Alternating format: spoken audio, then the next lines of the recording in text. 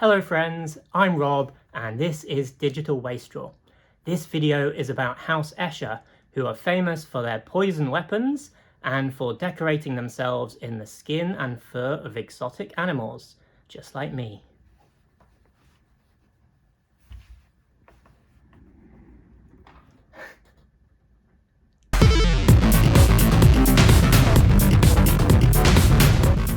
Hey, welcome to my Introduction to House Escher video. This video will tell you everything you need to know before starting a House Escher gang.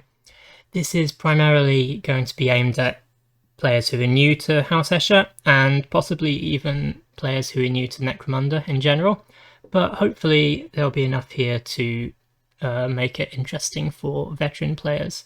And if you are a veteran player and you think there's something that I missed, leave a comment down below and hopefully we will cover everything that needs to be covered. So let's get straight into it.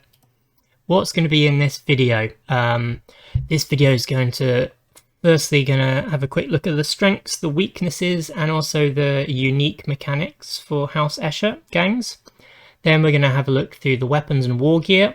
I'm not going to talk about every single piece of war gear or every single weapon that's available, but I'll point out some strong choices and some, less strong choices.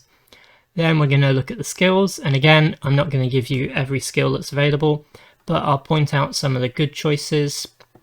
And then we'll have a look at House Escher's unique skill set, which is called the finesse skill set. And I'll go through each of those in a little bit more detail and give you some ideas of what skills are good to take for your gang. And then the unique mechanic for House Escher is called Chem alchemy, and we'll have a look at that in a little bit more detail. And then we'll move on to some roster building advice. So I'm going to give you just some general things to keep in mind when building a starting gang. And we'll have a look at some possible fighter loadouts and also a bit of guidance about where you want to take your gang after you get started with the campaign.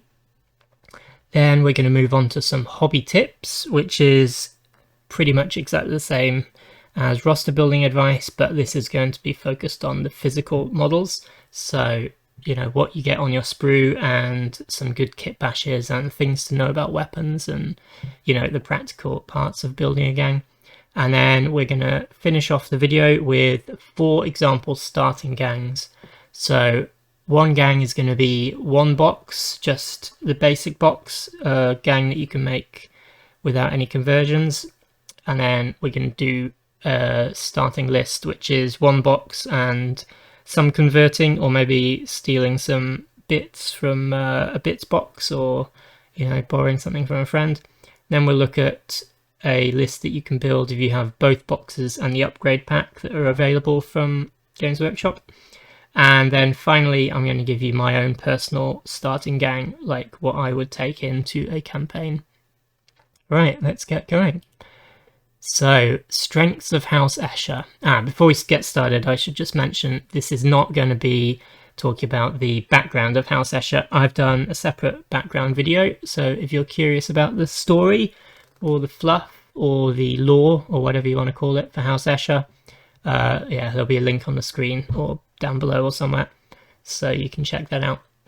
So, strengths of House Escher gangs. First up, you've got a really good initiative. House Escher models possibly got the best initiative in the game, generally, and good initiative gives you a lot of bonuses. Firstly, it means you're better at avoiding falling off stuff, so you're less likely to get shot off a walkway or fall off the top of a building. It's also good for avoiding blind effects, so photon flash grenades are less dangerous to you. And it also means that you're much more likely to succeed in retreat moves, so you can get out of combats that you don't want to be in. So these are very good things to be able to do. House Escher gangs are also very strong melee assassins. They have good skills and characteristics to murder people close up, but they are also quite good at shooting, in the fact that they have some nice guns on their gang list. speaking of nice guns on their gang list, you can get some very cost-effective gangers, and one of the real strengths of House Escher is the fact that they get 5-point las guns. So yeah, this means that your basic ganger will be very cost-effective, so it leaves you more credits to spend on your fancy champions and stuff like that. And on top of this, Escher Juves are very cheap and relatively effective. So yeah, you can, despite being quite an elite and quite a fighty gang, you can also get some quite good numbers in that. The skills that are available to House Escher are all pretty good. Mostly they're focused on close combat skills, but you do have some choices for like support leaders, and you also got a skill that's quite nice for shooting characters. So that's nice. And then finally we've got toxins, gas, and chems. So other gangs do have access to these types of weapons, but House Escher is, that's their specialty. Toxic weapons have a chance to basically take the enemy off the board despite however many wounds they've got, so they're very good at killing enemy champions. Gas is similar, but it ignores armor save, which is obviously very good. And then House Escher also has access to various chems and stims. So yeah, they can kind of buff themselves up, buff their weapons up, and get around enemy weak points. Right, let's have a look at the next part. Yeah, House Escher weaknesses. So Chem alchemy being the House Escher unique system, unique mechanic system, is very, very good, but it's a mid to late game system. It's not something that you have access to in your first game, and really you need to have a good income and kind of have a nice stable gang to actually be able to make the most of it. So you'll get stronger the later you go in the campaign, but it can be a bit rough at the start because none of your tricks are going to be working at the start of campaigns. Another weakness is that most of your fighters are fairly fragile.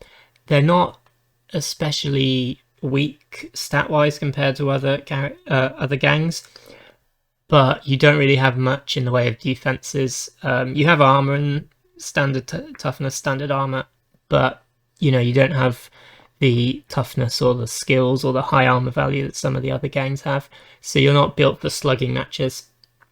And following on from that, you have a fairly low cool stat. So that means that your House Escher gangs are a little bit more likely to bottle out and run away. In the first edition of modern Necromunda back in like 2017, I think, House Escher cool stat was really low, and it was a real battle to keep them on the table. After House of Blades, which is like the current codex, if you want to call it that, codex army book, whatever, for House Escher, the cool stat's a little bit better, but it's still a weak point. So you really want to be careful when you start losing gangers, and when you start having bodies go down, then your gang's in real danger of running away. And next up, special mechanics. So these are things that give House Escher their flavour. As mentioned before, we got Chem alchemy. I'll go into more detail about Chem alchemy later on, but very briefly, they're single dose chems, so they're kind of like potions in a video game. You use it once and then it's gone. You buy these from the trading post. So it's items that you buy. It's kind of like a special shopping list that Escher get access to. And strictly speaking, it rules as written, you're not allowed to, but there's a suggestion in the House of Blades book that with the arbitrator's permission, you can trade these chems with other players. House Escher is good at making them, but there's nothing special, meaning that they're the only ones that can use them. So if you've got a good group and you're friends with each other and fairly chill, it can make for some good out-of-game group fun. The last campaign I was in, our Escher player made huge amounts of money just selling drugs to everybody else. So that's quite a fun little mechanic that you can do, and I'm always down for that kind of thing. Next up, Beast Tamers. So other gangs have got access to pets and beasts and all that kind of stuff, obviously. But House Escher has got like quite a lot in terms of numbers. Their Juve specialty, they can take like little packs of lizard cat monster things. Yeah, spoiler alert, these are not actually very effective in game, but it's a fun narrative thing. So if you like the idea of kind of, beast tamer gang, then this might do it for you. And then finally, a unique kind of thing that House Escher brings is that they have access to some degree of death mitigation. Specifically, one of the stims that they can make later on is called the Night stim, which lets them basically avoid rolling on the serious injury table. And if they do have a character dying, there's a chance that they can come back as Death Maidens. So this isn't like super immune to death, but it's a fun mechanic that none of the other gangs get access to. So yeah, that's a nice little, say screw you to death if you play Escher. Right, let's move on to weapons and Wargear. And we're going to start with strong choices, and there are quite a lot of strong choices available to Escher. They have a nice gang list, I think. Mentioned before, and I'm sure I'll mention it again before the end of the video, but Escher get access to 5 credit lasguns. So lasguns are a very nice weapon. They're just a basic weapon, but being able to buy them for 5 credits is very, very good. That means that it's cheap enough that you can take them as a kind of backup. A lot of your champions can have a lasgun slung over their shoulder.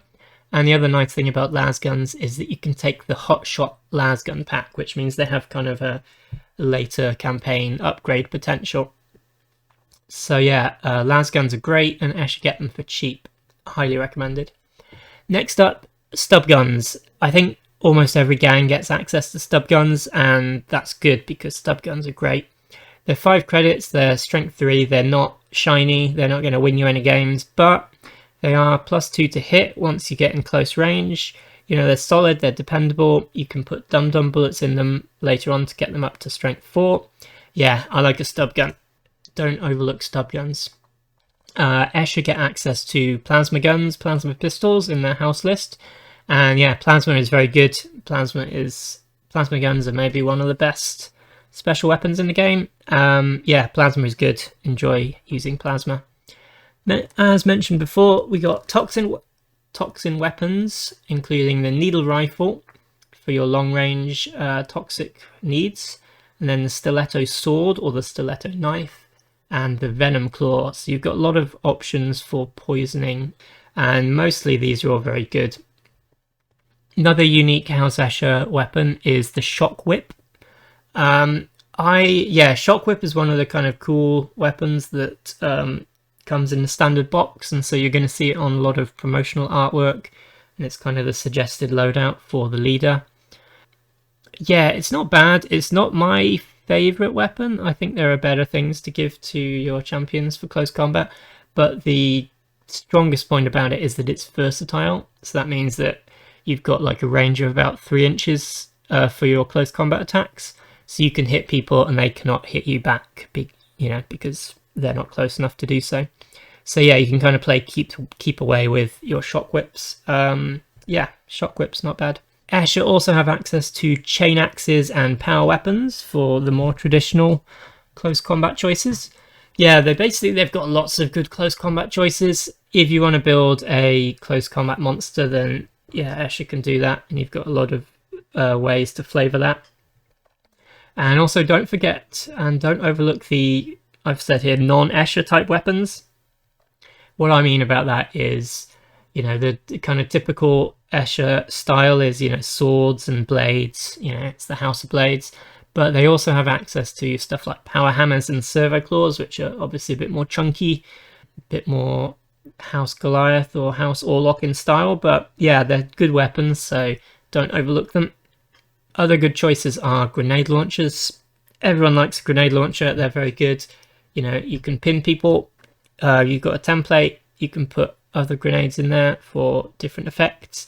And one of the good grenades to put in there is smoke grenades, because Escher loves smoke. You can put it down, you can stop them shooting at you, and then you can get in there and murder people in close combat. Also on the house list are photon flash grenades.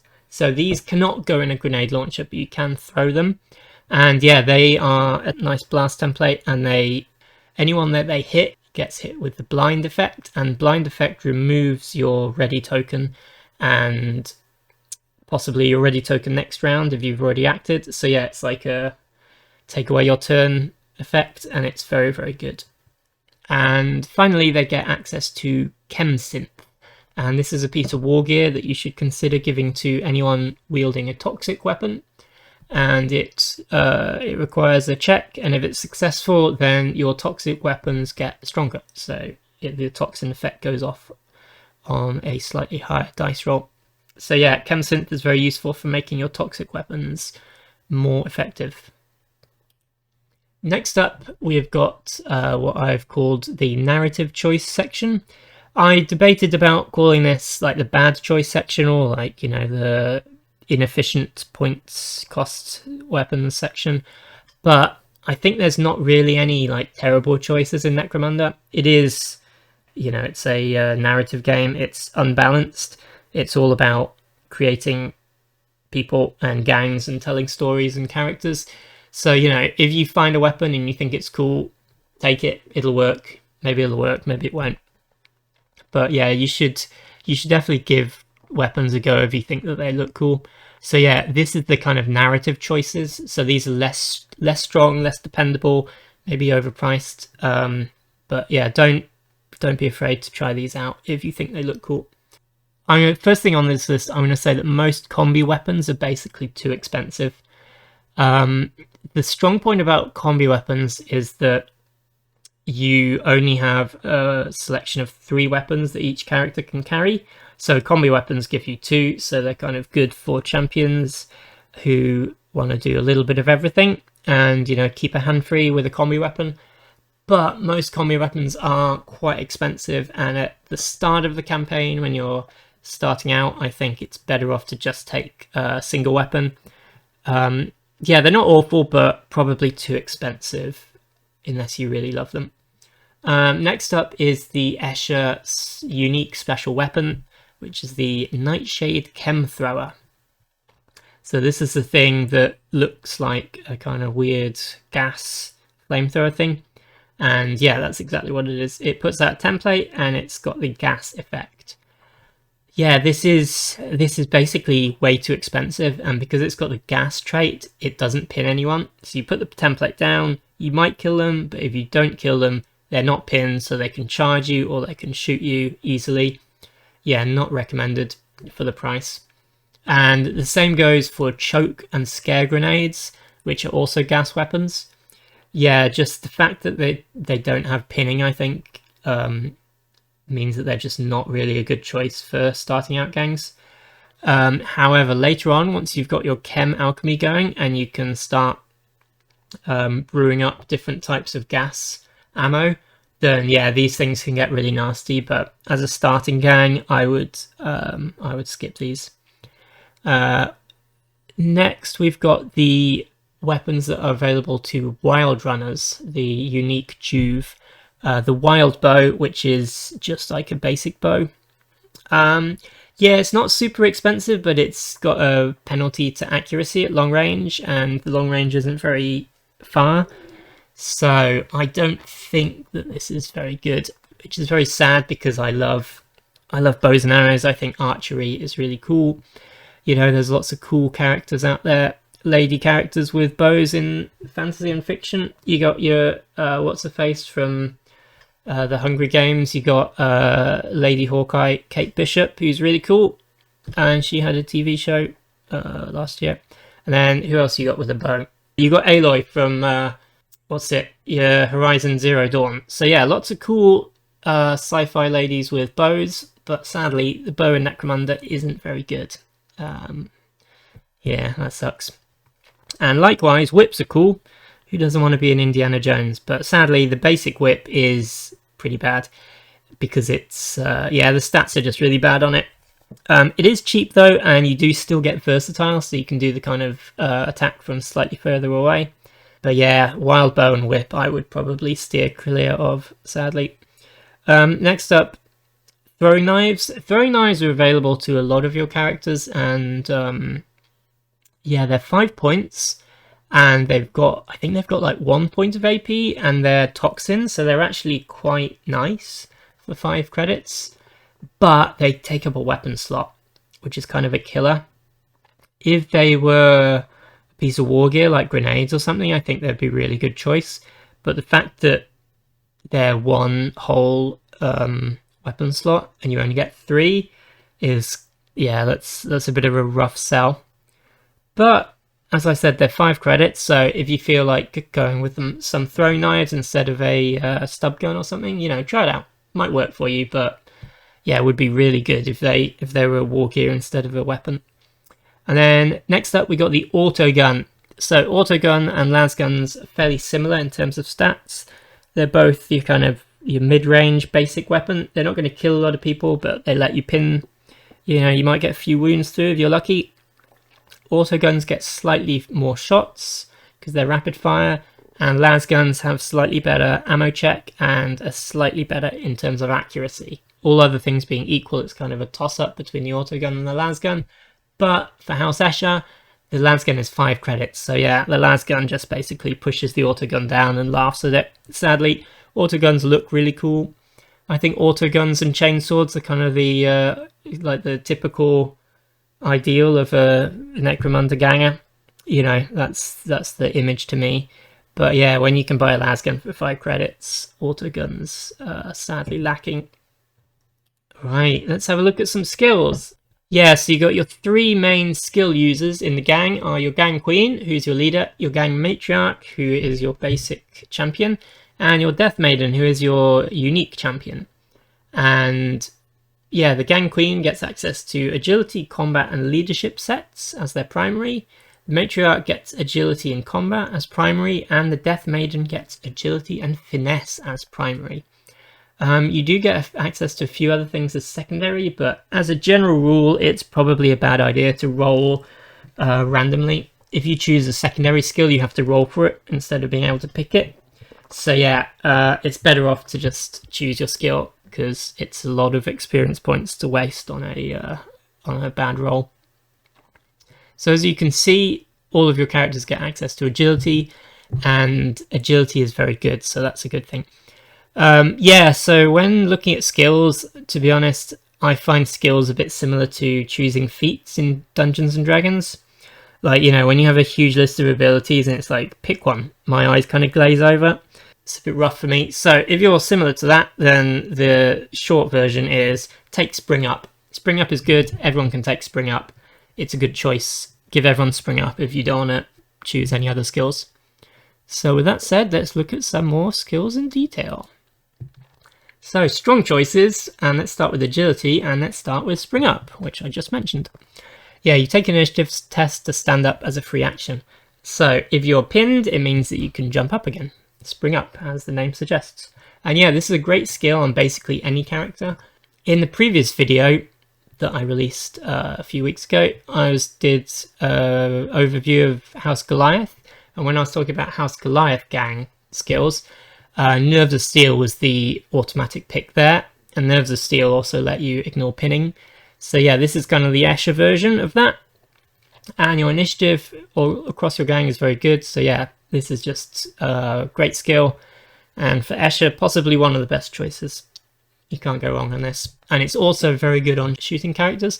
So if you have a character with a heavy weapon, or, you know, a plasma gun or something like that, it's great, because then you get shot at, you get pinned, you go down, and then that means that people have more difficult time shooting at you because maybe they can't see you, or you get that penalty for shooting long range because if you're down on the ground. Roll your initiative test, you can stand up for free, and then you can move, or you can charge, or yeah, if you're a shooting character, you can do aim and shoot. So yeah, great stuff for Spring Up. Next up on the agility tree, we've got dodge. So dodge means you roll dice, and on a 6 up you get to avoid damage. So this comes after you are wounded, but before you make your armor save, I believe. And it's basically a 6 up save to completely ignore the hit. So it's a little bit similar to something like Feel No Pain or, Invulnerable Save in 40k as a point of reference.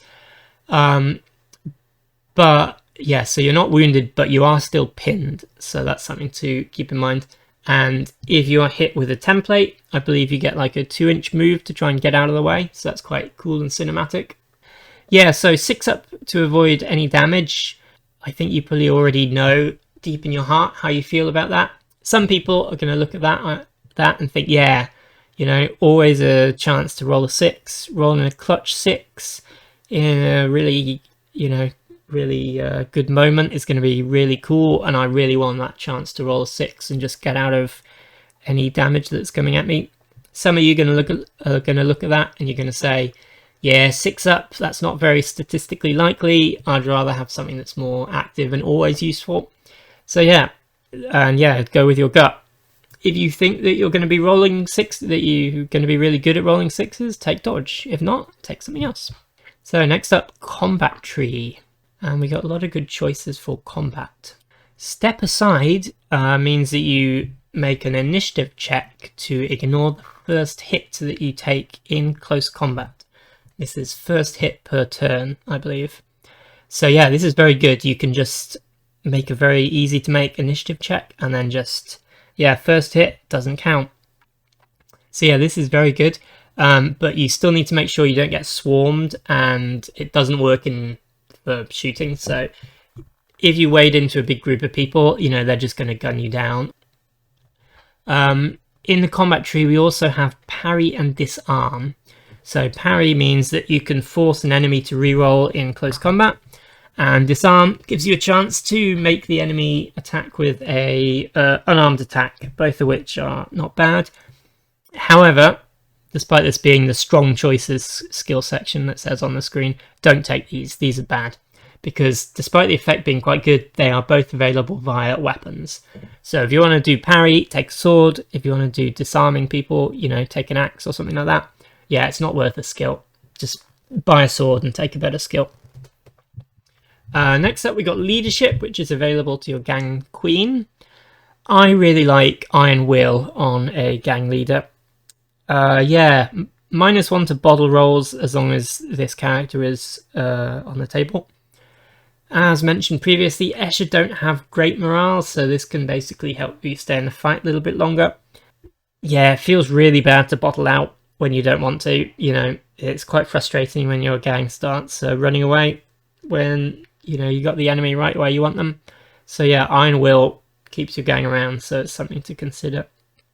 It's not flashy, it's not as, active as some of the other skills, but it's a good one to think about. Next up is the infamous skill Overseer. So yeah, if you're around Necromunda players or Necromunda tactics articles or anything like that, you might see Overseer mentioned, and yeah, this is very, very strong, but a lot of people don't like it because it's too strong.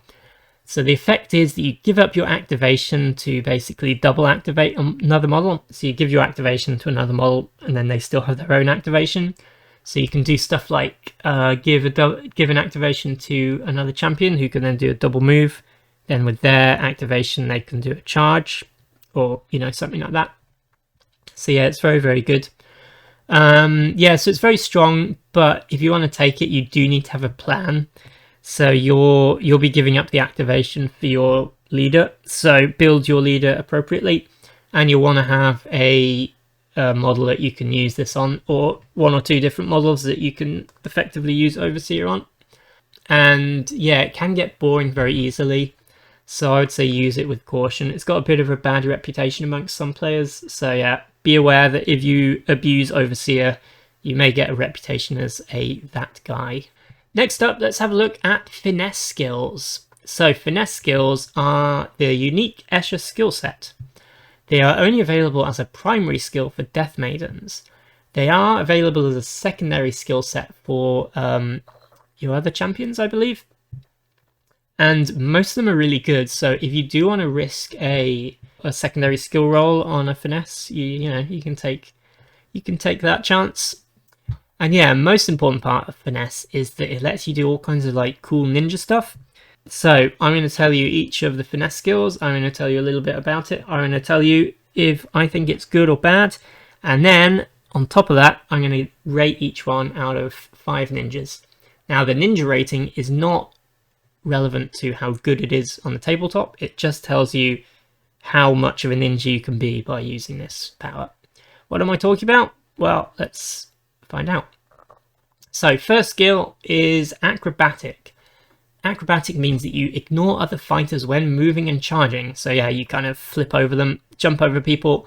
I imagine doing like wall runs to get over the top of enemy fighters. And yeah, this is great for getting at specific targets who are hiding behind Juves or, you know, hiding out of position, trying to not to get charged. And yeah, you can charge them. And yeah, the other good thing about this is you can get into backstab positions. So if you have a nice knife with backstab rule, then you can use Acrobatic to flip over the top of someone and stab them in the back. And I'm going to award this 4 ninjas out of 5. Combat focus. Combat focus means that you get bonus to your cool and willpower for each enemy that is down or out of action.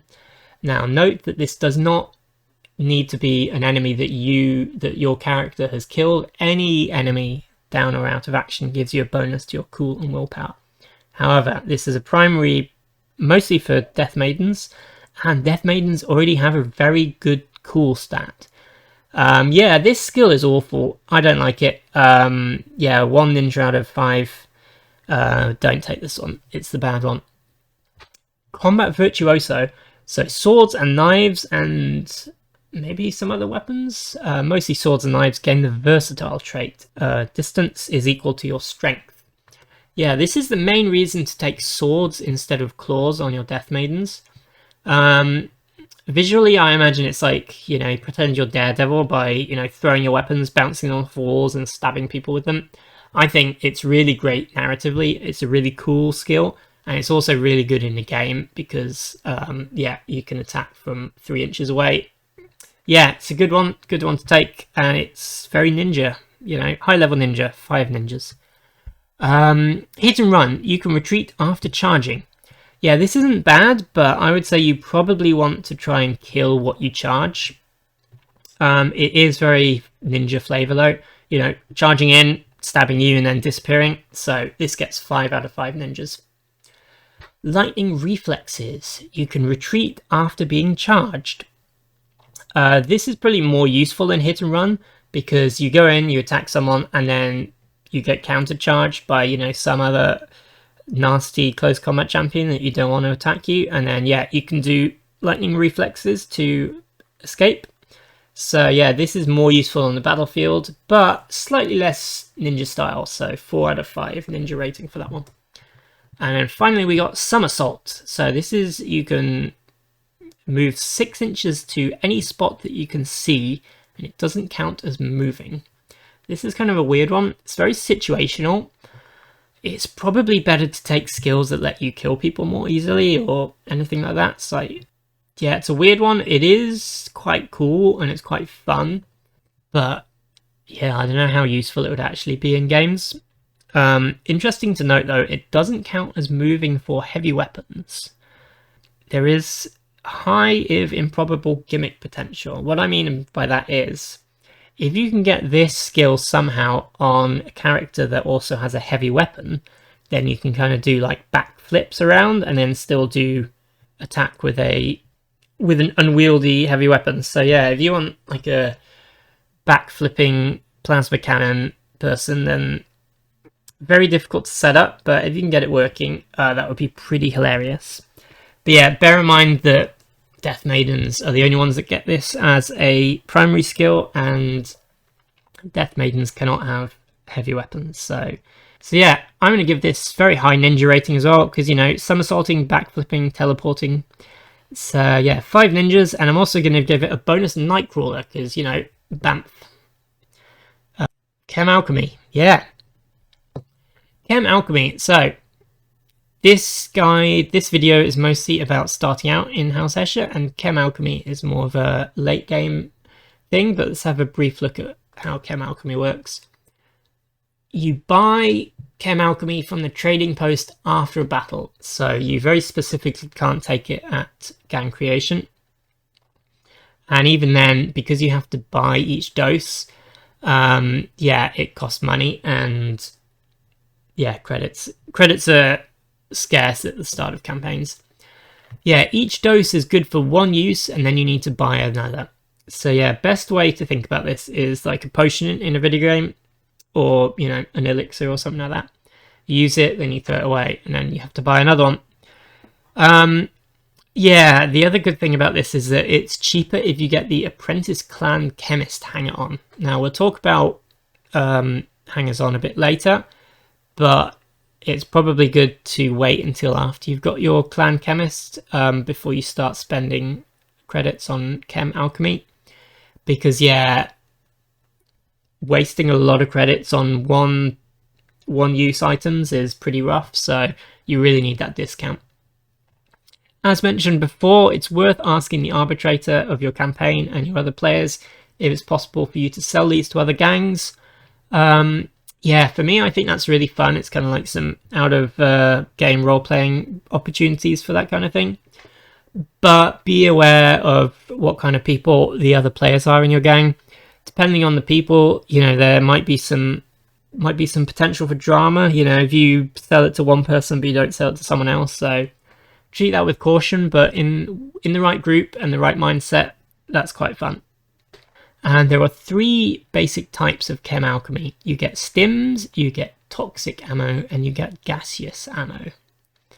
And there are many types of each, and I'm not going to go through all of them. And I'm not even going to go through the best ones. I'm just going to tell you some of the ones that jumped out at me and some cool options that you can maybe have a think about.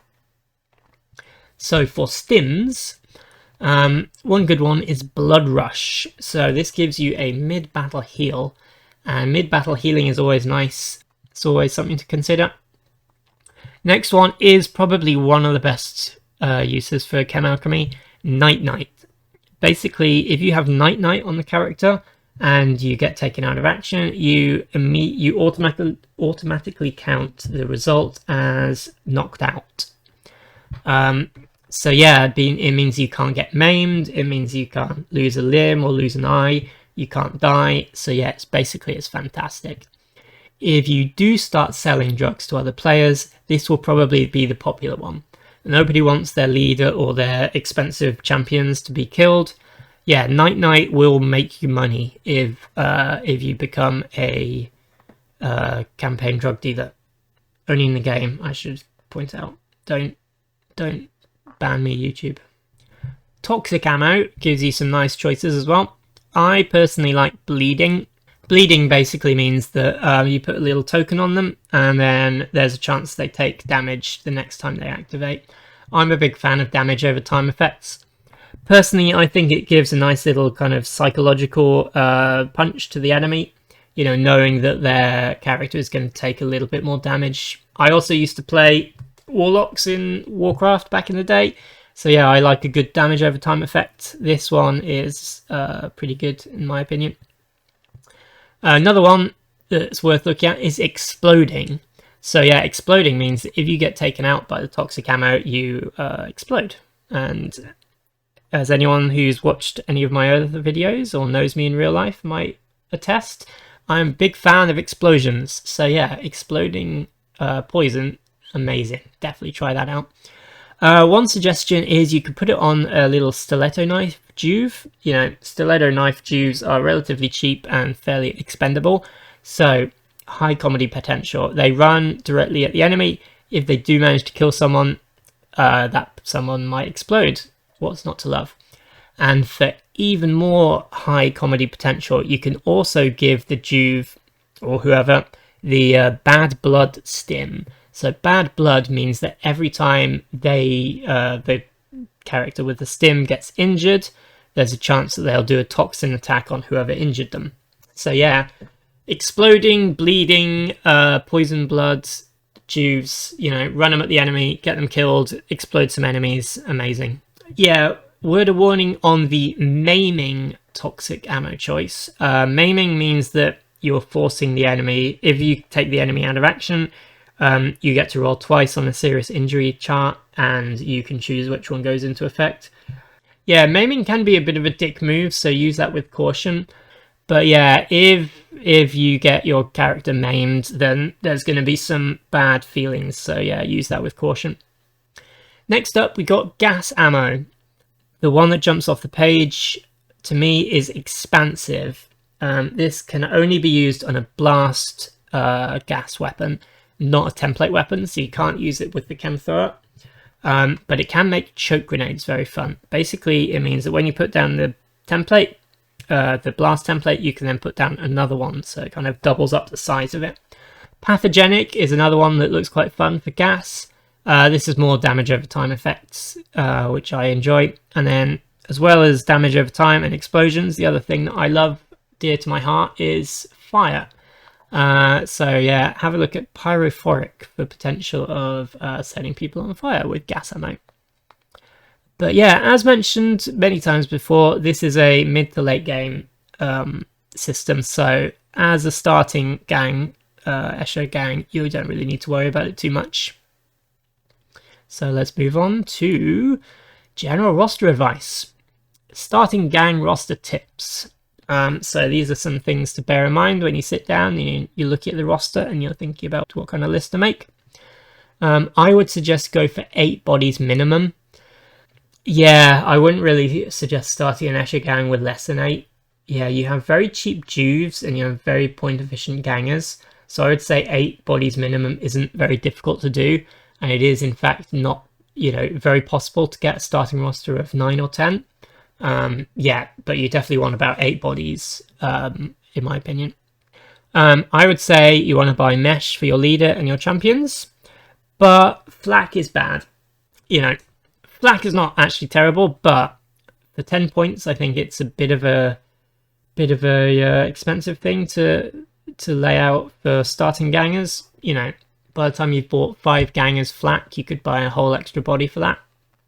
And flak is only like a 6-up save.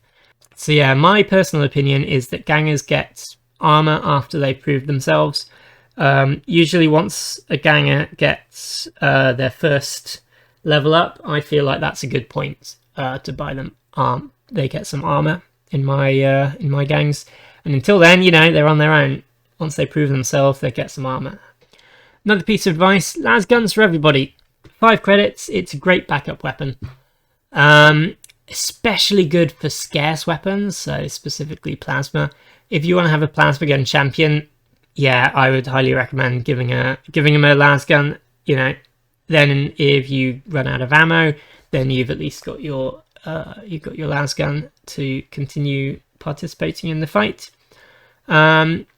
That said, though, spamming is dull, so don't go overboard. With 5 credits, it's very, very easy to just poop out loads of basic people with las guns or give las guns to everybody. But yeah, spamming is pretty dull, so I feel like repeating the same cheap, basic, effective ganger over and over again in the list is incredibly boring.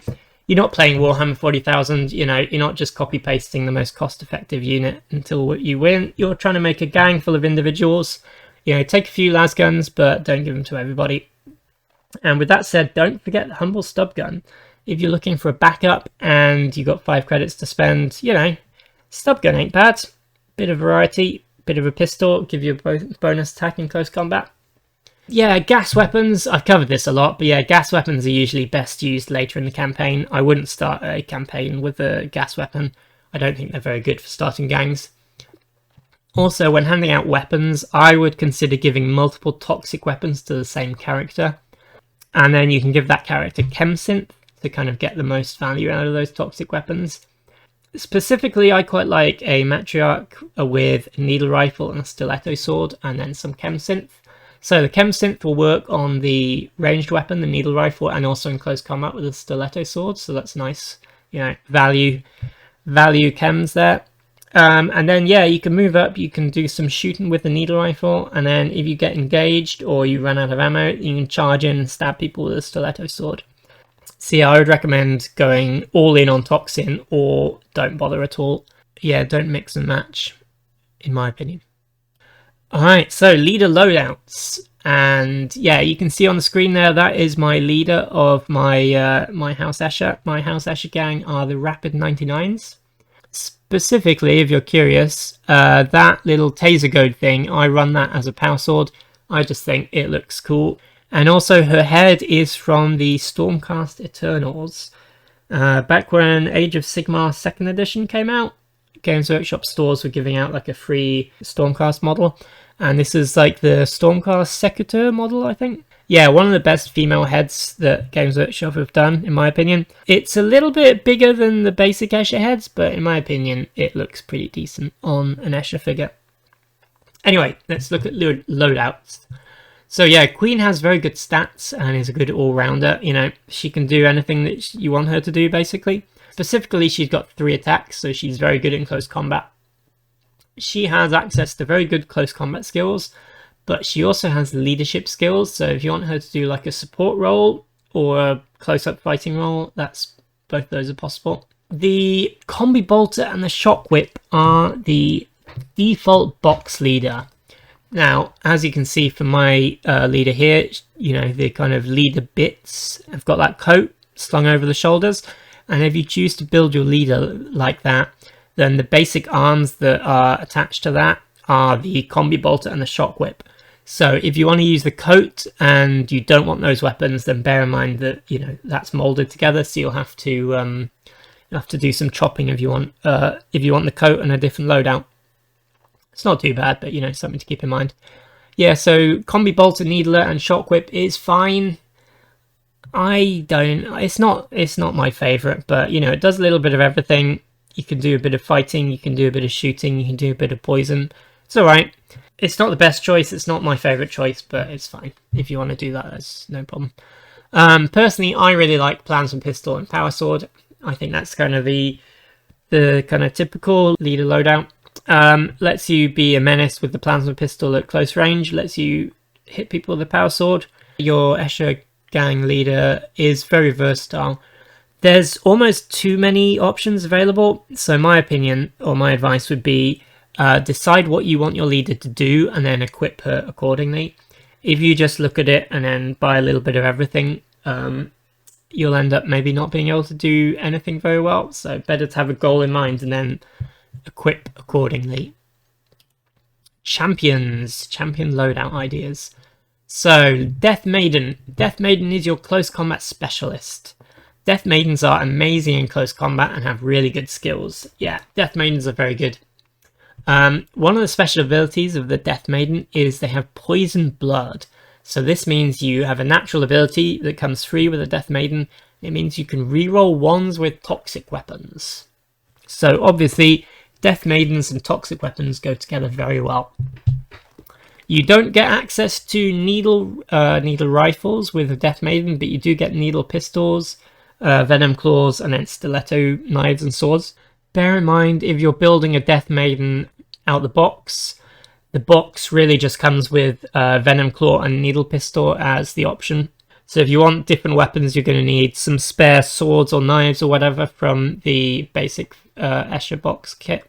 Yeah, the venom claw and needle pistol is a pretty good flex loadout. You got a bit of range with the venom pistol, with the needle pistol. Venom claw's got entangle, so that's quite nice. Yeah, it's a good one. It's not a bad one. Personally, I really like 2 stiletto swords, and then you give them the combat virtuoso skill, so that gives you versatile. And 2 swords also gives you 2 parries. You know, you can parry twice, not just once. But yeah, mostly you take 2 stiletto swords just because it looks cool. Stiletto sword isn't hugely more expensive than a needle pistol. So yeah, 2 swords, and then maybe you could have like a stub pistol or something like that as a backup. But yeah, I like 2 swords. I read Drizzt Do'Urden books when I was a teenager, so I think having 2 swords is cool, and you can't tell me any different. Yeah, so starting out, these are toxic specialists, toxic weapon specialists, but I don't think you need Chem Synth at the start. Chem Synth is like 15 credits, but you do get poison blood, which means you can automatically reroll ones. So yeah, I would probably say save some credits at the start and don't take it. But once you get some credits coming in, it's definitely worth, you know, pick it up ASAP. But I don't think you necessarily need it at the start. So moving on to matriarchs, who are your basic flavour of champion. Yeah, so you've got your leader and you've got your Death Maiden, and your Death Maiden is amazing in close combat, so Matriarch is a very good choice for indulging in a bit of shooting. Yeah, you can't go wrong with a plasma gun. You can see here the picture is my champion with a plasma gun. Personally, I would say it's probably better to leave the toxin stuff for your Death Maiden, just because Death Maidens are very good with toxin. If you do want a close combat champion, you've got access to chain axes, power weapons, and plasma pistols, so you do have a lot of options for making a good non-toxin close combat champion. As mentioned in the Goliath video, chain axes are possibly one of the best weapons in Necromunda, one of the best close combat weapons in Necromunda.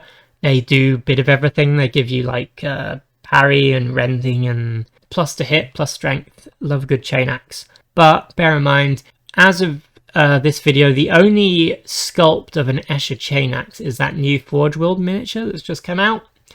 Yeah, so chain axes are very, very good stat-wise, but not very easy to get hold of. If you do a bit of converting or you enjoy 3D printing or something like that, maybe that's not a problem. But, you know, if you're working with a limited bits box, be aware that chain axes are not very easy to come by. And yeah, if you don't want a close combat or a plasma gun, then you've also got access to heavy weapons. The two heavy weapons available on the house list for Escher are the heavy stubber and the heavy plasma gun. A bit of a random selection on the surface, but this is like a throwback to the 90s Escher sculpts where you had your heavies, had the heavy stubber and a plasma cannon. So yeah, they're both pretty good. They're both relatively cheap. But to get the most out of a heavy weapon, you are going to need a suspenser, which is pretty expensive. Gangers, yeah. So, gangers. Quick note on the two gangers that you see there on the screen. The red-haired ganger is a basic plastic current edition Escher ganger.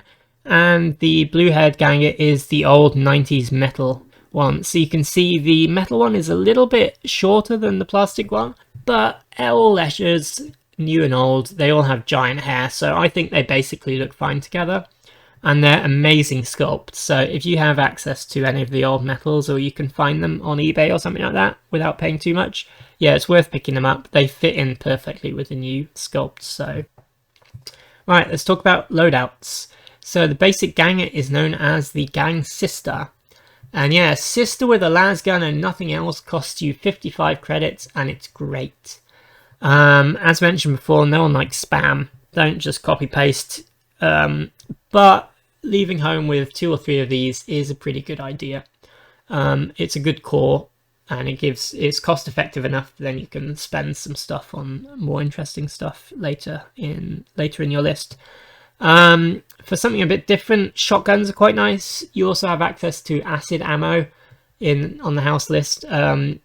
Yeah, this is a nice choice for something a bit different for basic gangers.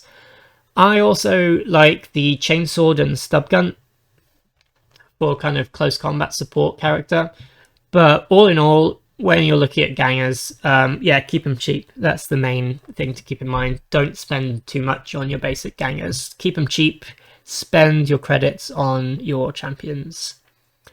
Moving on to specialists. So House Escher specialists only have access to, or additionally have access to, special weapons. I believe it's only House Orlok specialists that get heavy weapons, but regardless. Specialist with a needle rifle is, in my opinion, pretty good, pretty cheap. Needle rifles are pretty nice. Yeah, if you want a nice bonus special weapon, I think this is a good choice. Nice cheap choice. If you do want to use the Nightshade Chem thrower, I don't rate it, but if you do want to use it, I would put it on a specialist. I don't think it's worth wasting like a champion slot on that gun, but if you do want to take it in a gang, yeah, I'd recommend putting it on a specialist. Plasma guns, flamers, and melter guns are also available. Probably they're too expensive to use on a specialist. If you're going to use one of these guns, I'd probably build a champion around it. But that said, you do have super cheap Juves and relatively cheap gangers, so if you do want to go all in and, you know, bring like a flamer specialist, then, you know, you can make it work. Finally, you do also have access to grenade launchers, and as stated before, and as stated a lot in my House Goliath video, grenade launchers are a very good choice. Yeah, you got your frags for pinning, you got your cracks for heavy targets, and you got your smokes for you know, cover and board control and stuff like that. But bear in mind that there is no official House Escher grenade launcher. So if you want to take a grenade launcher, you are going to have to convert or kitbash that together. Something to bear in mind. Juves. Yeah, pictured there are two of the old metal Juves. They're a bit smaller than usual, but yeah, nice sculpt, still hold up. Yeah, Little Sisters are the basic Juve, and they are really good. Great stuff. Little Sister with a stub gun costs 25 credits, and that's a bargain, you know. Cheap. Stats are decent, they can move 5, you know, you can send them out, you can do a bit of suicide murder, you can pin people, you know, you can go up, you can do a charge to assist your more capable members, you know, you can send them in for a bit of a coup de grace, something like that, or send them off to, you know, loot crates or anything like that. Yeah, good buy. Good, it is a good buy, not a goodbye. Yeah, the other option that you can give them is you can give them a stiletto knife. Costs a little bit more. It's still relatively cheap though, and it does give you a chance of one-shotting, you know, bigger boys. Sending in a cheap-ass Juve with a stiletto knife and taking out, you know, like a 3-wound Orlock champion or something like that feels really good.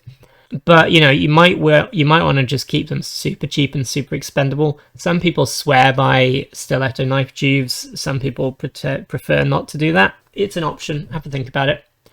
And finally, Juves are a perfect candidate for photon flash flares. You know, you know, your Juve is cheap and expendable, so running directly forward with a grenade is fine for them. You know, they don't have great stats, but it's a template, you know, it's a blast template, so, you know, if it scatters, it's not the end of the world. And yeah, if they get murdered in return, you know, it's a Juve, who cares? So yeah, Juve with a photon flash flare is recommended. Let's have a look at the Wild Runners. Wild Runners are really cool. They're the House Escher special Juve. Sadly, they are firmly in the narrative category. They look really cool. The narrative and the style of them is really cool, but they're just too expensive. Like, they're just too expensive to just buying a regular gang at. They do have movement 6, so that's nice. Yeah, they have access to the bow. And as mentioned before, bows are not very good, but they are cool. If you do want to take a Wild Runner with a bow, I would probably have a go with explosive arrows. So you're probably not going to hit anything with the bow because they're inaccurate. You get a penalty to hit. But with explosive arrows, you know, you got the blast marker, so, you know, it's worth having a go. If you want to try out the bow, take some explosive arrows, and, you know, give it a go with that. Maybe you'll get lucky, maybe you'll blow someone up, maybe you'll explode yourself. Keep in mind that explosive arrows do have the unstable trait, I think, so you're also likely to blow yourself up, but, you know, that's also part of the fun. If you do really want to make Wild Runners work, you know, if you're like, I really want a cool bow and arrow character, then I suppose you could maybe take a leader with Mentor, and then you could follow them around with the bow Juve. And try and kind of speed level them and get the stats up. I don't know. It's a big commitment to try and get bow and arrow working, but bows are cool. So if you want to try it out, maybe that's something you could have a think about. And then there's another kind of flavor of Wild Runner that you can try as well, and that's the Beast Tamer type. So that you give them a whip and you give them the cats, the kind of lizard cats. So if you have a Wild Runner and you have like a little pack of cats, it means that you can kind of cover quite a large amount of ground. So potential results, you could maybe use that to screen your gang, you know, get some bodies in the way, stop your more valuable gang members being charged. You could also send them out and control the board, stop people infiltrating, you know, get in the way, block off corridors, shape enemy movement, you know, lure people into traps with your big herd of highly trained cat monsters. There's a lot you could imagine narratively, you know, of this doing, but to be honest, the expected result of trying that out is that they're just going to get like fucking machine gunned in a corridor by some guy who, you know, gives you the thumbs up for providing him with a bunch of free XP. Yeah, wild runners look really bad. Give them a try though if you think they look cool. But be aware that they're probably not going to work, sadly. Right. Let's have a look at the brutes, the beasts, and the hangers-on. First up, the Chimerix is the House Escher specific brute, and I think it's great. I think the model is great, and I think the rules are great. I highly rate this one. The Chimerix is a big furry friend who wants to eat your enemies. What's not to love about that? Yeah, it's got loads of really good special weapons. It can heal if it's got some free time. You know, it can do a bit of healing. It's got some good attacks. It's got some good weapons. It's got like a weird breath attack as well. If you're going to buy one, I would say it's probably worth taking the armor upgrade. You know, 10 points for a chance of an armor save on this big bad boy. Probably worth it. The breath weapon upgrade looks really bad. The base breath attack is just straight up better, and the upgrade is really expensive, so I would not recommend that. The Talon upgrade looks like a pretty good buy if you have the credits, and if you're spending credits on a brute, you know, why not go all in? Ogrins and Ambots are also available, which is a little bit flippant, but you know, Ogrins are fine. They're not super expensive, they're not super amazing, but you know, if you want a kind of low cost brute, then an Ogrin will do the job. And Ambots are a little bit more fancy, a bit more expensive, very good. So yeah, brute's good, have a brute. One of the beasts is called I'm gonna call this the Firecat. Yeah, let's go with Firecat. I think these are really good. So they have a 7-inch move. They have, I think they've got 2 attacks, and their claws that are built in are pretty nasty. So yeah, they can actually do some quite nice combat attack. And I should specify, the Firecats are the kind of bigger ones that can go as a pet for your champion and your leader, as opposed to the cheap ones that hang out with the wild runners. So yeah, Firecats are good, I think. They're pretty nasty, they can do some close combat support, but they will die if the enemy looks at them. But, you know, that goes for basically most of your gang, so, you know, welcome to House Escher. The Phalanx, on the other hand, are the wild runner cat things that I couldn't remember the name of just a minute ago. They're not very good for the reasons that I just mentioned before. Did I mention any reasons? I don't think I did. Why are the Phalanx not very good? Well, they're pretty expensive. They also die incredibly easily, and they don't really have any good weapons. They have a bite that kind of has a chance of maybe having toxin on it. Yeah, they're not great. However, you do get them in the Death Maiden box, so you're probably not going to use 3 of them. You might not use any of them, but you're probably not likely to use 3 of them. So I would recommend maybe stick one on a 32mm base and, you know, call it a Firecat. I doubt anyone will notice or mind. It's a little bit slimmer, but, you know, base size is alright. No problems. So let's have a look at some hangers-on. There are a lot of hangers-on available to you as a Necromunda gang player. You know, each book has a whole bunch of hangers-on, and even the house books that are not your house book, you know, have some hanger-on options. So have a look through all of them. There might be some fun ones that you can try out. But the 2 that I want to talk about today are the Clan Chemist, the Apprentice Clan Chemist. This is Escher only, and this is amazing. Clan Chemist gets you cheaper Chem alchemy. Yeah, so when you actually want to start using Chem alchemy, this character gets you a very good discount, and because you've got to pay for them for each dose, having cheaper doses is very good.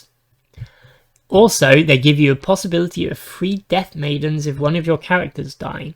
So yeah, if you have a Clan Chemist and one of your characters dies, you roll dice.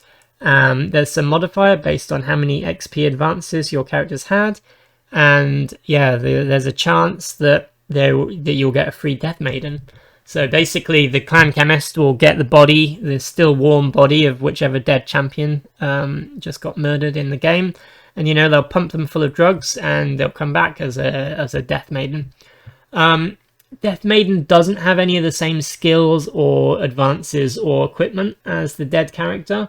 So game-wise, your character dies and then a new Death Maiden shows up. Narrative-wise, you know, they come back to life as a Death Maiden. So, you know, same name, same messed up, same face, but colder and full of drugs. But yeah, it's pretty cool. It's worth having a clan chemist around for that. And finally, if those two weren't enough, the clan chemist also has the fixer skill. So the fixer skill means that you roll a d3, d6, and you times it by 10, and that's how many credits you get after the game. And importantly, the character with a fixer skill does not have to participate in the game for you to get this roll. So yeah, have a clan chemist. Clan chemist stays at home, doesn't get murdered in the game, gives you cheap chem alchemy, gives you free death maidens, and also gives you an income. So yeah, amazing. Clan Chemist should be a priority buy for an Escher gang. The other Escher specific hanger-on is the Shiver. The Shiver is a kind of like a soothsayer or like a tarot reader or like a, you know, a crystal ball. Maybe psychic, but never been caught by the authorities, so nobody knows. Anyway, yeah, the Shiver, you can go and visit the Shiver if you have one as a hanger-on. And you get like a D6 or D66 roll or something. There's a table that you roll on to see what your fortune is for the ganger that went to visit the Shiver. Most of the rolls that come out are pretty good. There's one bad one, which means that you just go into recovery and you miss a game, which, you know, isn't too bad, all things considered. But all the other ones are, you know, good to great. But the Shiver is expensive though, and there's a lot more other things that are worth getting first. So I would say Shiver is good to get later on when you got some credits to play with, but I would go with the clan chemist as a priority. And also don't forget good old Rogue Doc, available to everybody and good investment for everybody. What to aim for after your first few games. So yeah, this section is one of the reasons I started making these videos. If you go on the internet and you have a look at a lot of different tactics articles and stuff, you can find a lot of starting roster advices or, you know, how to start the gang. But if you're new to Necromunda and you're just starting a campaign, you know, you make your gang, you go into a game, maybe you win, maybe you lose, but then you've got access to the trading post and, you know, you got some credits. What do? You know, what's the best thing to do? For me, it can be a bit overwhelming when I first started playing, so this is my advice for what to do in that situation. First things first, I would get some more bodies. Yeah, I would try and expand your gang roster until you get like 10 to 12 strong members. Yeah, so one of the big problems in Necromunda is what's called the death spiral. Death spiral is when you have a bad game and enough of your characters get injured or die that you can't take them into the next game. And then you go into that game, you know, down a significant amount of gangers. So you lose that game, or maybe you get even more gangers dead. And then, you know, you've lost some games, so then you don't get the credits, and then it's difficult to bounce back from it, and then you go into a death spiral. Meanwhile, people who are winning games, you know, they're getting more credits and their gangs are getting stronger. So yeah, death spiral is pretty rough. I'd say it's one of the biggest traps for Necromunda campaigns. It's something that people who are much smarter than me have spent a lot of time thinking about how to get rid of that. If your campaign that you're joining is, you know, if your arbitrator is a bit of a veteran, then they might have some thoughts on how to get out of the death spiral. But as your personal roster, yeah, try and get up to about 10 or 12 bodies. The goal is to be able to survive a bad game and have enough gangers in reserve to be able to go into the next one and still, you know, have a shot at winning. So yeah, first things first is more bodies, I would say. You also need to get yourself, make sure your roster has a strong close combat presence. You know, you want to get some good close combat assassins, multiple preferably. And you also want some bodies to support them. Supporting them in this situation means either like some close combat support, so gangers with chainswords, or maybe Juves with stiletto knives, or maybe just short range shooting to, you know, follow them up the board and take some heat off them as they try and get their charges off. You know, shotguns and stuff are good for this kind of role. As well as focusing on close combat, you also want to make sure you've got some long range options. So las guns are obviously the go-to here, but you also want to make sure that your gang's got access to something with a bit of punch, like plasma gun. Bolters are also available. Bolters are very good. Yeah, you want to be able to put out a threat at range, or at least, you know, make the opponents keep their heads down. All those cheap las guns you've got, think about getting some hotshot power packs for them. Yeah, hotshot power packs give you strength 4, which takes the las gun from, you know, an annoyance to something potentially quite dangerous. So this is another reason why your 5 credit las guns are so strong for House Escher, because they can be upgraded, and, you know, suddenly you've got a whole gang of angry ladies with strength 4 guns. Yeah, also after you've played a game or two, it's time to think about armor for your gangers. Personally, yeah, once a ganger has proved themselves on the battlefield, maybe had a cool moment or taken someone out, or, you know, just got enough XP for a level up, that's when I buy them, you know, buy them a hotshot power pack and some armor as like a, you know, reward for serving me well. And as mentioned in the previous section, get a clan chemist and a good income. Depending on which campaign you're playing, income and how you get it will vary. But once you've got a stable income and, you know, you've got enough credits coming in that you can dabble in chem alchemy, that's the time when you can start buying the more extravagant options. You know, have a look in the trading posts for some weirdo heavy weapons, you know, spend all your credits on a las cannon or a missile launcher or whatever. Right, next up, what to think about when you're actually physically building your Escher gang. First thing to mention is that House Escher was present in 2 out of the 3 starter boxes that Games Workshop have produced. So this means that, in my experience, House Escher is quite common in the second-hand market. You know, a lot of people buy it for one of the gangs, or they decide that it's not for them, or, you know, they buy it for the train or whatever. So yeah, it's worth having a look to see whether you can buy some cheap second-hand Escher, because there's quite a lot of them about. In my opinion, the basic Escher sprue is kind of lacking in decent weapon options. Yeah, you got some toxin and stuff, but if you have a bits box and you're confident in kit bashing, then you'll get a lot more out of Escher. If you're just going into it with the basic sprue, be aware that you'll have limited options compared to what is on your house list. In terms of kit bashing, the arms are smaller than most Games Workshop figures, so if you care about that sort of thing, keep in mind that weapons might look a little bit too big. I mean, you know, Games Workshop weapons are pretty huge anyway, but if you try and put like a Space Marine weapon on an Escher figure, then, you know, the scale might make them look a little bit bad. So, you know, something to keep in mind if that's something that's important to you. Yeah, all those things were kind of negative, so here's a positive in terms of hobby tips. Basic Escher gangers, Death Maidens, Juves, Champions, they all use the same size body and the same size base. So it's very easy to mix and match and do counts as for an Escher gang. Goliath's gangers, you know, Goliath champions are significantly bigger than the regular gangers, and the Juves are potentially smaller. House Van Saar's got the surfboard Juves. House Orlok has got the kind of jetpack Juves. So, you know, they're a little bit more difficult to kit bash, but, you know, the basic Escher sprue will be a good foundation for, you know, different poses, different heads, different weapon options and stuff like that. If you're looking at head swaps, I mentioned before I have used a female Stormcast head. They're a little bit bigger than Escher heads, so it's up to you whether you think that's a problem or not. In my opinion, it looks fine.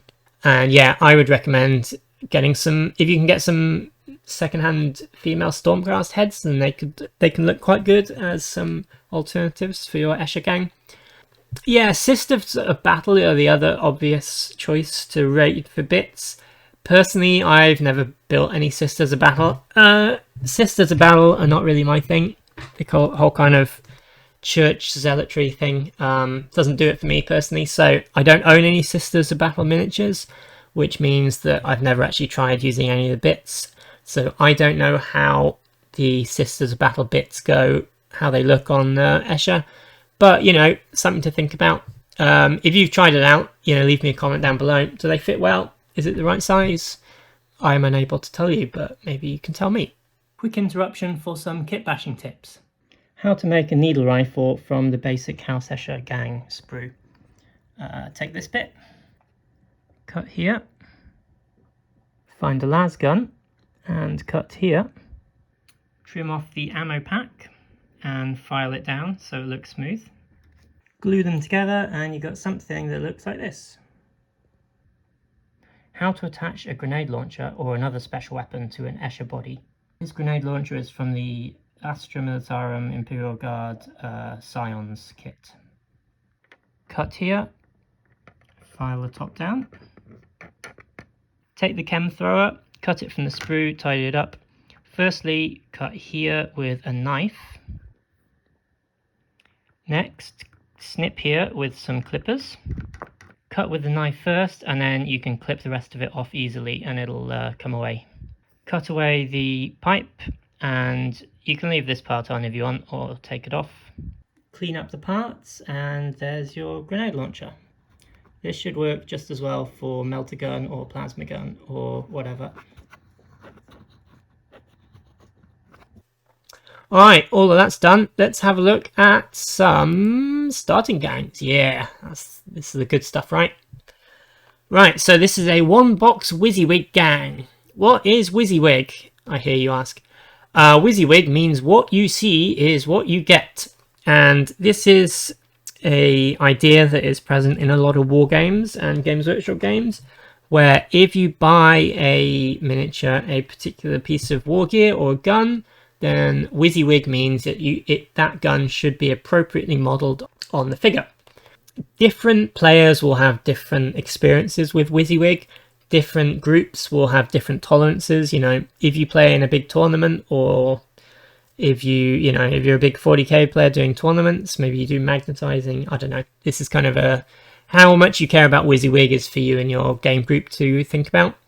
As a general rule, most people seem to say maybe pistols and grenades are not super important for WYSIWYG. You know, if you say they've got a stub pistol or a plasma grenade, you don't need to model it on the figure.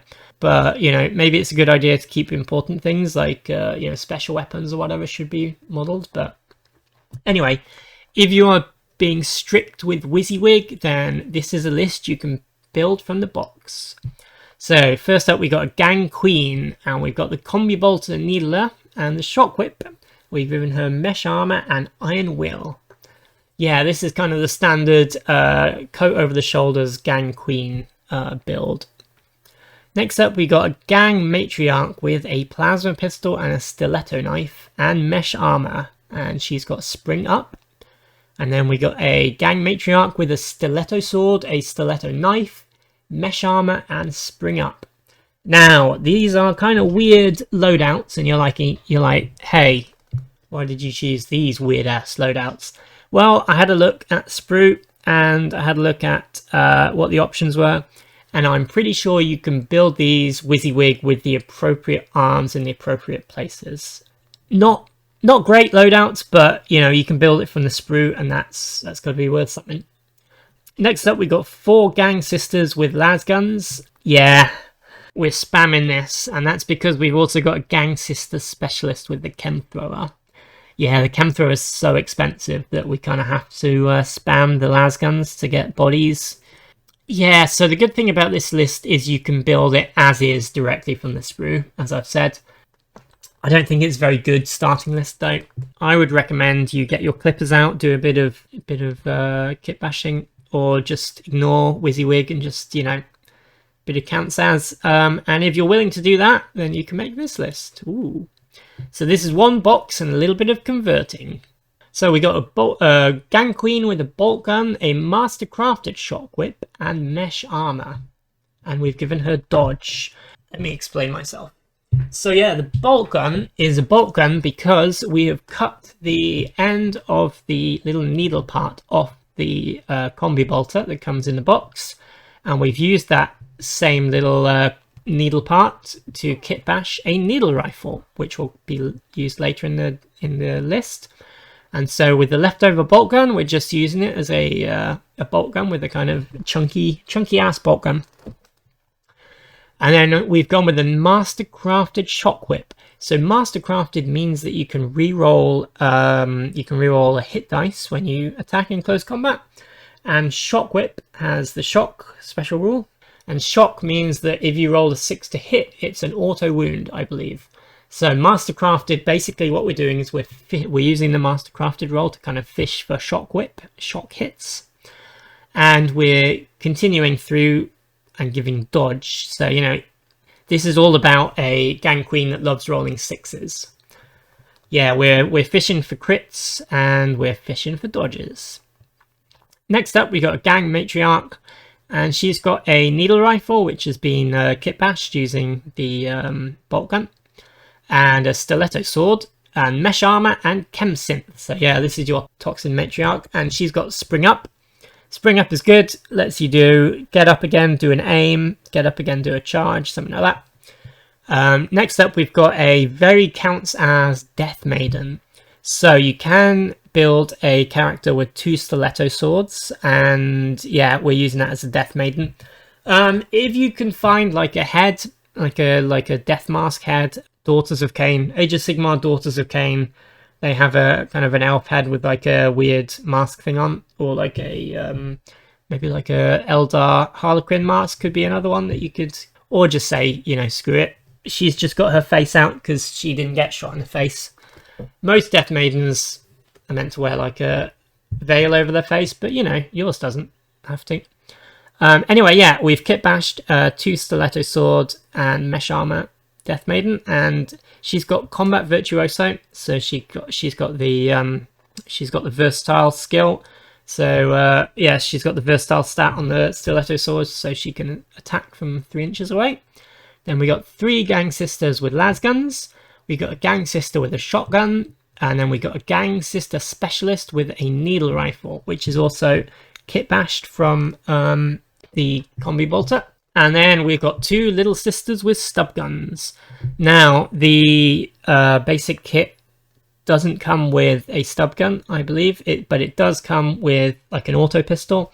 But you know what? Nobody really can tell the difference between an auto pistol and a stub gun, so you know, counts as. So yeah, you can build this from one box if you're willing to do a bit of counts as and do a bit of cutting and gluing. And yeah, this is much better than the previous list, I think. This is not a bad list. You got 10 bodies, you got 2 Juves, you got some toxin, you got a Death Maiden for murdering people. Yeah, this one, I'd recommend this one over the previous one. Right, next up, both boxes and the upgrade pack.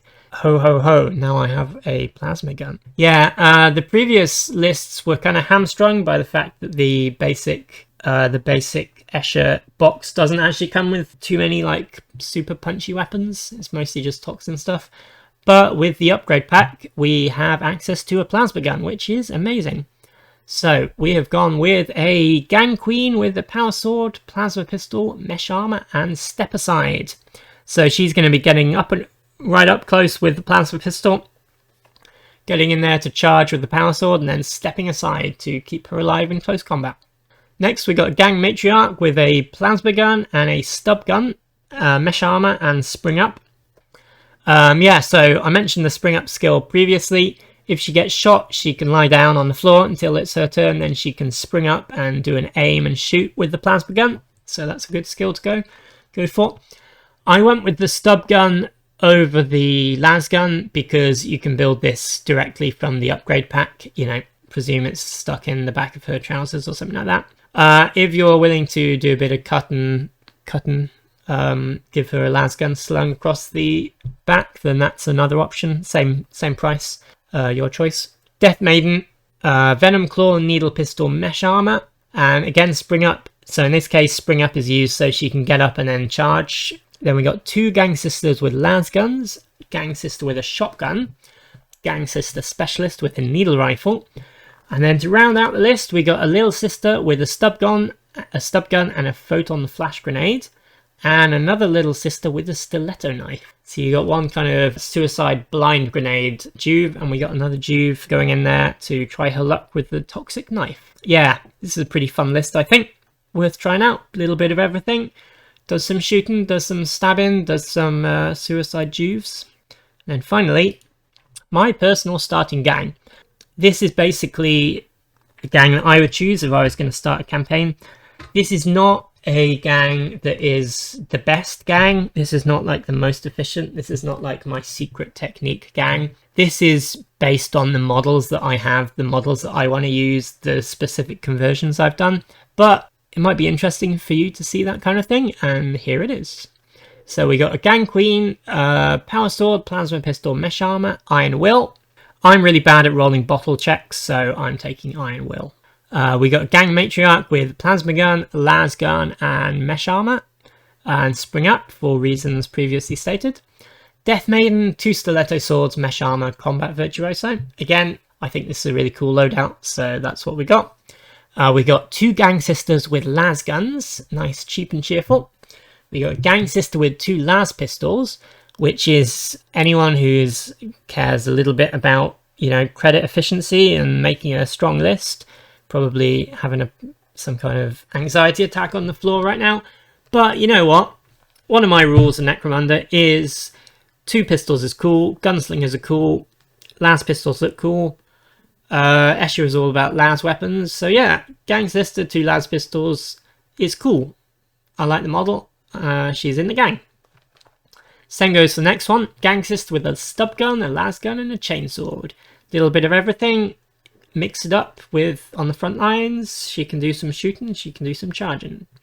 Then we got 2 little sisters, each with a stub gun and a photon flash grenade. Yeah, get in, blind people, and yeah. Yeah, this is the gang that I would build if I was starting an Escher gang based on my own preferences and the models that I own. Thanks for watching. Please like and subscribe for him. He really wants you to. Do you want to say goodbye?